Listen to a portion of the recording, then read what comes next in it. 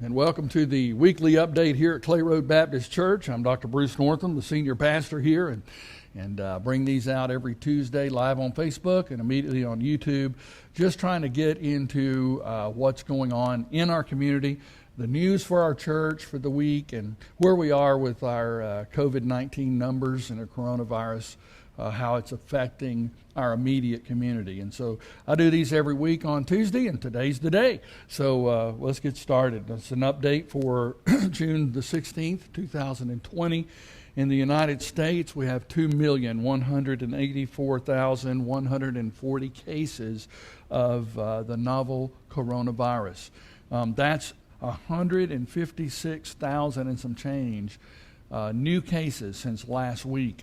So I think we can see that this virus is certainly not over.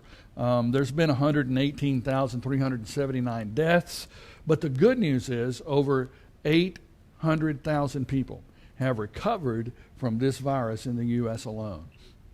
Narrowing it down to the state of Texas, we now have 91,380 reported cases, confirmed cases, and 16,402 new cases this week. And so we had 2,016 deaths, and over 59,000 have recovered. So this week, what we actually have seen is a 20% rise statewide, and we've also seen a 20% rise countywide. So our county actually mirrored the state's increases, which have been, the news has been full of all these increases, because a week or so ago we had really like doubled or something, and the governor attributed all of that to prisons and meat packing plants and things of that nature that were being tested. But this week we had a 20% rise, and there's not a lot of those reasons out there other than the coronavirus is alive and well. In Houston, Harris County, we have 17,282 cases. That's 2,364 new cases this week. 284 deaths, 6,965 have recovered. As we narrow that down into the 5 zip codes that I've been reporting on since the beginning of this thing last March, in 77024, we had 88 cases. That's 4 new cases since last week, so that's better. 77041, 159 cases, which is 28 new cases this week. That's about half of what last week's count was, and so that's good news. In 77043, we had 108 cases this morning. That's 13 new cases. That's only one more than last week's 12 new cases. And then in 77055, 236 cases reported, 21 new cases. But that's 9 less than last week. And then 77080, the zip code our church actually sits in, has 329 cases, 41 new cases this week, but that's only 5 more than last week. So as we kind of look at the trends, let me just put it into perspective for you. The new cases in our church area decreased this week from 132 to 107. So what that actually means is, though there was a 20% rise in our country, or rather in our state, and a 20% rise in our county, in our little 5 zip code area here, we actually decreased by 20%. And so I think the numbers are going in the right direction for our area, and for that reason we're going to go ahead with our plans for reopening Sunday school this Sunday. 77036, which is that zip code, remember, 59 to I-10, kind of reaching out toward the Beltway. And again, this week was the biggest. It had 609 reported cases, 72 new cases this week. So it's still a very hot area. That'd be the Bissonnette, Bel Air area, all of that Southwest Houston area right there until you get to the Beltway. You might want to take extra precautions if you work or live or planning to go to a restaurant or anything in that particular vicinity. A lot of restaurants are opening now. They are doing social spacing. I think, too, there are a few that I've seen temporarily closed. I think they had maybe an employee that tested positive, something of that nature. So it's still perilous times, and we still need to take care and at least be aware of where we are and where we're going. Wear a mask, do our hand washing, try to maintain some social spacing to just prevent the spread of this virus. This Sunday, on Father's Day, June the 21st, we will have only one worship service, and that will be at 10:45 Sunday morning. It will be streamed online live on Facebook, and will also be posted on YouTube immediately after the service. We will also have regular Sunday school classes this Sunday. So our Sunday school is the big piece we're bringing back this week. We're going to bring that back at 9:30 Sunday morning. And so please meet in your regular Sunday school class. If you're coming to that, you're going to meet in your regular Sunday school class with the exception of Adult 2 and the youth. Adult 2 will actually be meeting in the youth building, which is the center building in the back lot. That youth building is where Adult 2 is going to have Sunday school.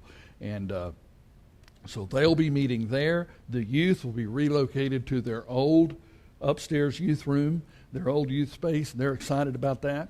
And so they're going to be up there. And all the other Sunday school classes will meet in their usual place.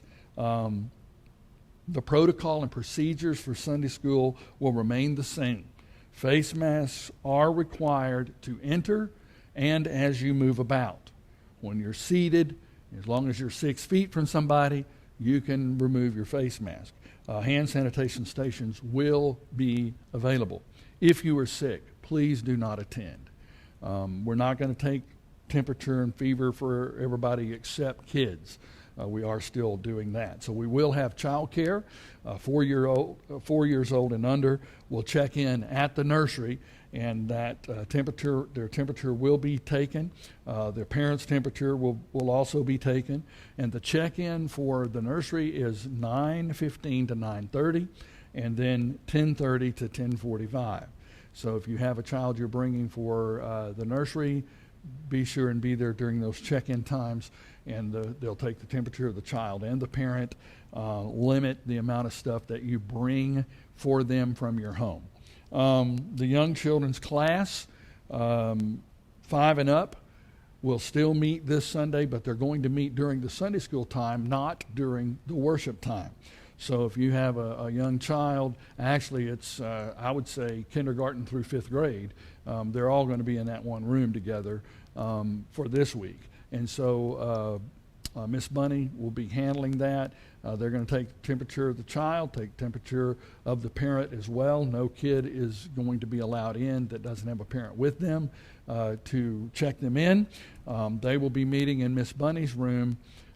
So from about 9:15 to 9:30 is when you need to check them in as well. And then during the worship service, they will be dismissed back into the auditorium with their parents as we usually do or were doing before COVID. So they'll have their clipboards and all of that stuff, but there will be no child care for 5 and above during the worship service.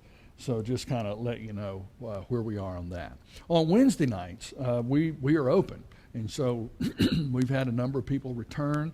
We have some say they just didn't know we were back. So let me just announce to you, we're back. And on Wednesday, you're welcome to come. Please enter and exit through the east and west side. That would be the security desk and the kitchen, because those are the doors that are open. We don't usually open the back doors during Wednesday night because they're not necessary. So there's plenty of room to park on the east and west side on Wednesday. And you come in those doors. All of the masks are still going to be mandatory. You will still have hand sanitation stations as you enter the auditorium. There will be no child care, no children's ministries of any kind on Wednesday for now. We're looking at how to bring that back and when, but I'm going to be honest with you, it's probably going to be at least August before we start doing children's programming again on Wednesday night. And so that kind of lines out what we're going to do this week and where we're going to be. I'll be continuing in a sermon series called Raising Dead Bones. It's about the restoration of hope. If you haven't seen this past week's sermon, please get online on YouTube and catch it. Our services are live on Sunday at 10:45, and then they're posted on YouTube. And then our Wednesday nights are also live at 6 o'clock, and then they're posted on YouTube. And you can keep up with what's going on at our church and hear a relevant message from the Word of God. I'll be continuing Raising Dead Bones this week out of the book of Colossians. So I invite you to come and be a part of that. Another way that you can stay in touch with the sermons is dial a sermon. And the number for dial a sermon is 281-729-5298. That is mainly for folks who do not have computers, they don't have smartphones, they can't go online. They just dial that number and I start preaching. And so if you're using that, or if you know someone who can use that, please pass that information on to them. Connie's Bible studies are still being released, Standing on the Promises of God. And she shot some more just yesterday, so I know they're being released every Monday at noon. And so we want you to be able to get in on Connie's Bible studies. She also has Dial a Study for those who don't have computers, and that number is 832-974-2858. Then we added Death to Life. And last week it was Mike Welburn. The week before, I believe it was Dorothy Long. This week it's Martha O'Donoghue. And so you don't want to miss that on Friday, Death to Life. And the testimonies are released every Friday at 10 a.m. on YouTube. If you have any needs, please feel free to give me a call. You can email me at bruce@clayroad.org. You can call the church office at 713-462-3401. Leave a message or get hooked up with me, or maybe Rachel can help you there. That's the church number, and that's the one you need to call. I want to thank you for your generosity. I want to thank you for giving. Giving is steady. We're not setting any records, and we do need your support. But truthfully, it's steady. But some folks still want to know, well, how can I give? You can mail a check to 9151 Clay Road, Houston, Texas, 77080. And we'll get that in the mail, and we'll put it in and have it entered into all the things. Please do not send cash. You can send checks or money orders.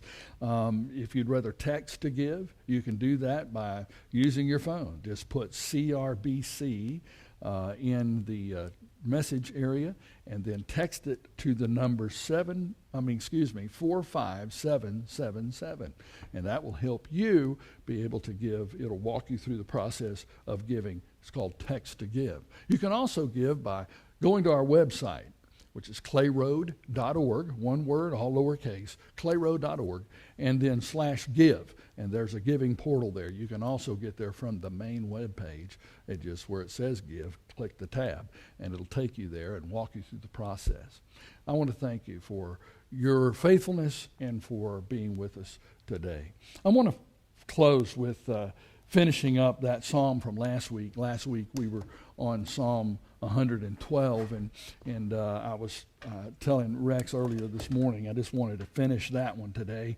And Psalm 112, last week we started it, and it's about the benefits of the righteous. It's the benefits of righteousness. And remember, any righteousness that man has at its root the righteousness of God.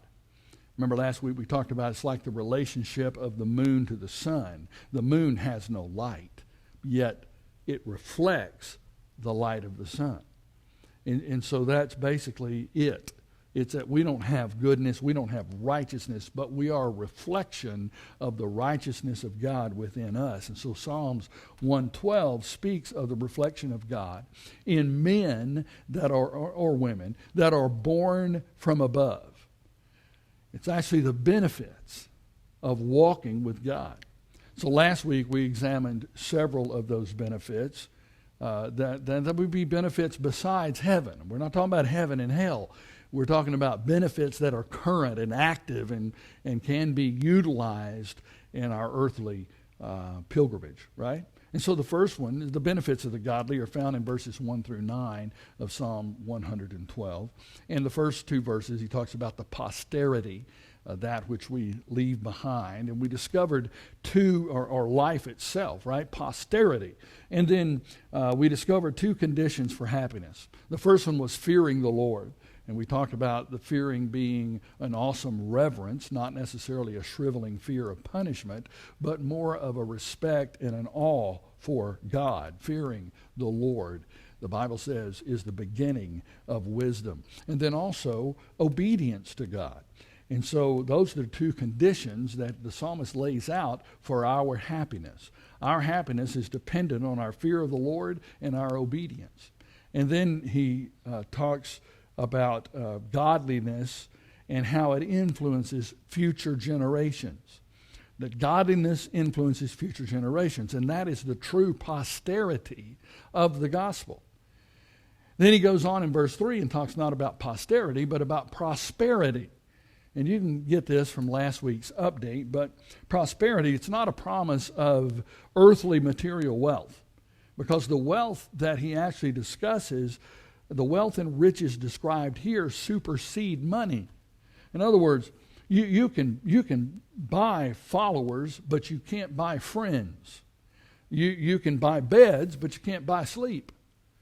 You can buy books, but not wisdom. You can buy food, but not an appetite. Presents, but not peace. You can buy a house, but not a home. You can buy medicine, but you can't buy health. You can buy amusements, but not happiness. And then finally, you can buy a crucifix, but not a Savior. There are things money simply cannot buy. Yet most of what we talk about can be had without charge. See, for by grace are we saved through faith, that not of ourselves. It's a gift of God, not of works, lest any man should boast. So even that which we cannot buy, we can receive by faith from God himself. The prosperity of walking with God. And then he talks about the providence in verses 4 through 5.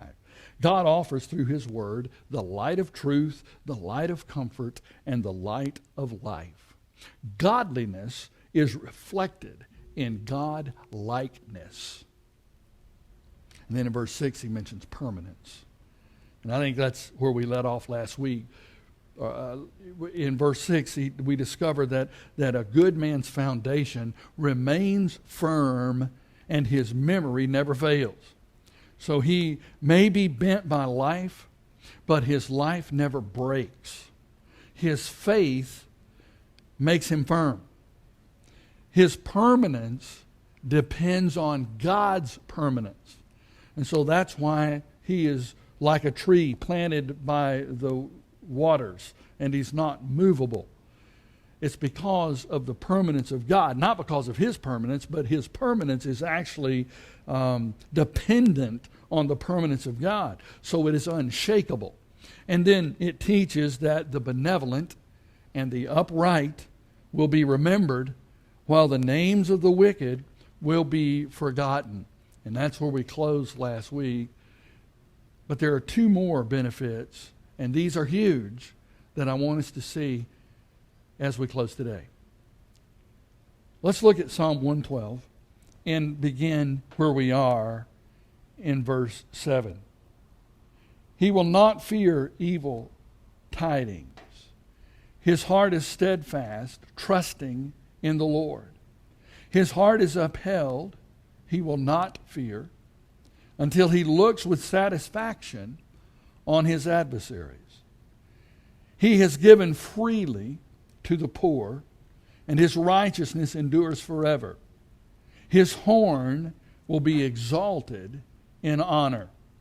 And then verse 10, the wicked will see it and be vexed, He will gnash his teeth and melt away.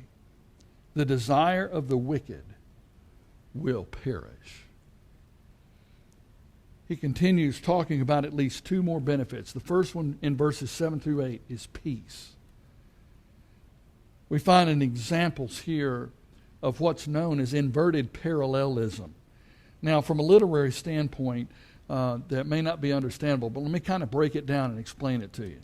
In verse 7a, he will not be afraid. And in 7b, his heart is fixed. And in chapter verse 8, verse A, his heart is established. And so the result is he will not be afraid.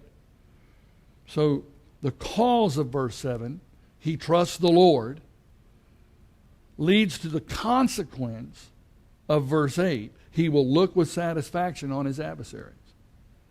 So it indicates that the godly will one day stand face to face with their adversaries and be free from their tyranny and their oppression.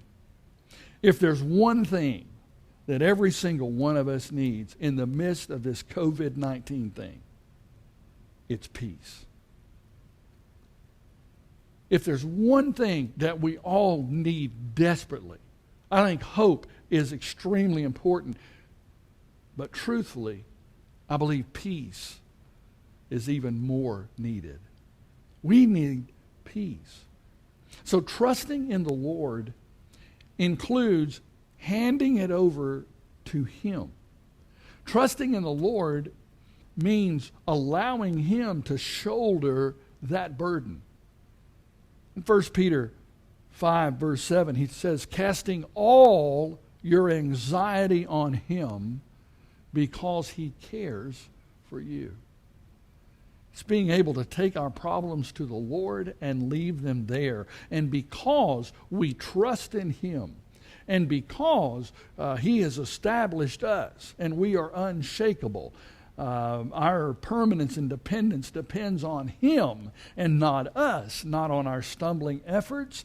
So we can, by faith, cast our anxieties and our cares and those things that keep us awake at night onto His capable shoulders.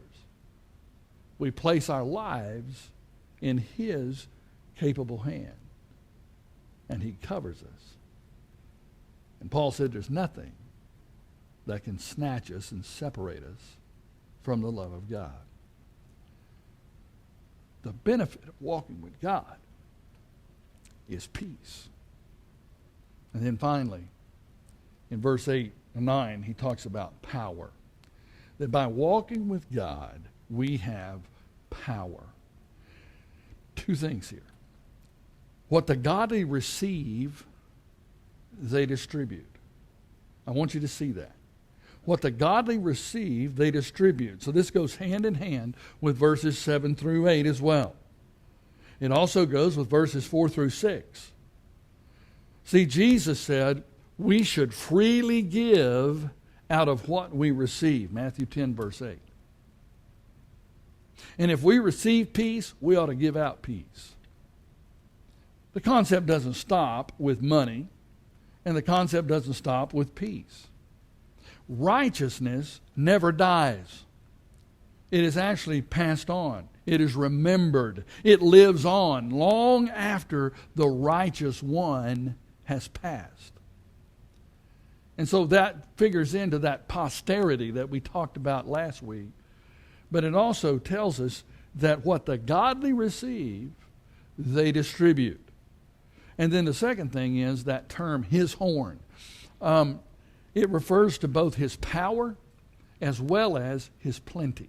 His power and His plenty. It indicates that an abundance of honor will be bestowed on the godly.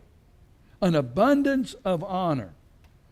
Those who honor God will be honored by Him.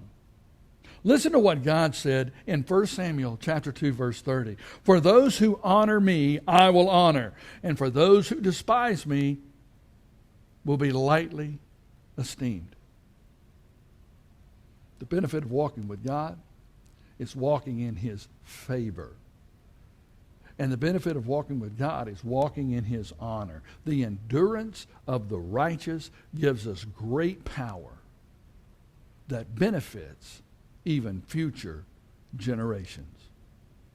So what are the benefits of walking with God? Posterity, prosperity, providence, peace, power. Those are the benefits. But I want you to notice finally in verse 10, the benefits of the godly, and then in verse 10, the burden of the godless. The wicked will see it and be vexed. He will gnash his teeth and melt away. And the desire of the wicked will perish. This verse draws a vivid picture, a big contrast between the godly and the ungodly, showing us the remarkable benefits previously discussed are only for those who are godly, only for those who are walking with God.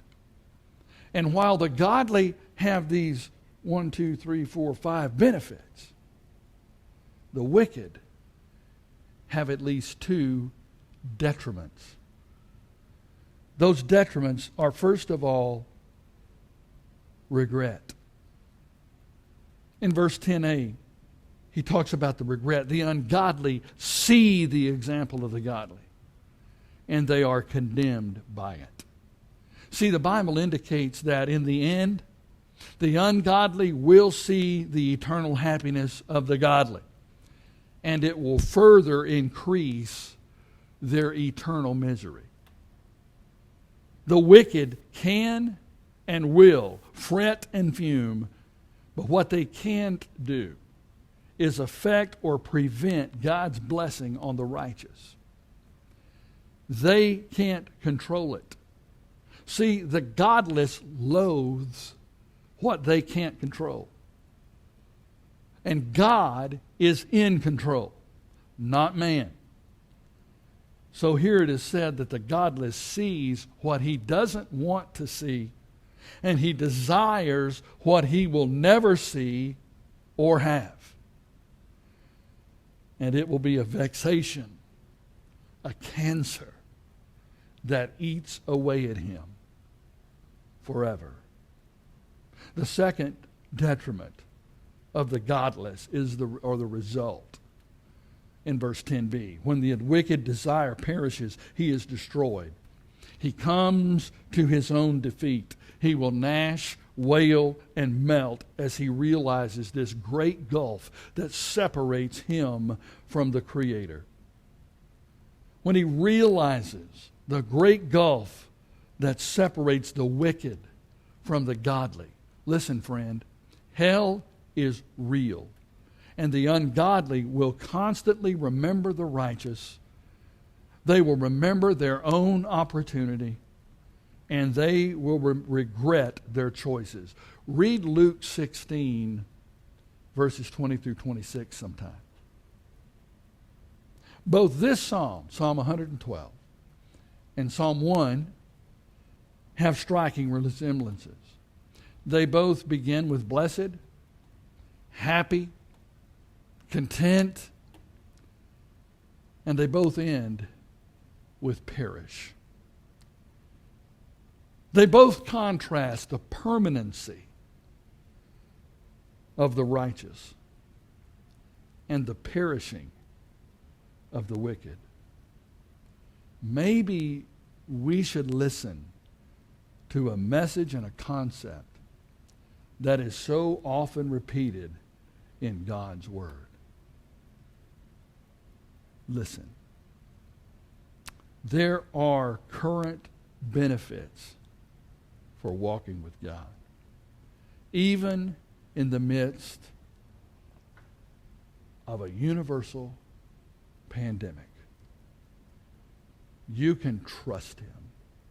You can be established by Him. You can be like that tree planted by the living water. Listen, you can have posterity, prosperity, providence, peace, and power. Or your life can be filled with regret And the result, something that you never wanted. It's your choice. Today, joy is a choice. Peace is a choice. It's all when we choose Him to be not only our provider, but our protector. And we place our cares in His capable hands. I hope to see you tomorrow night. And if not, I'll see you Sunday. God bless you. Thank you for being with us this week.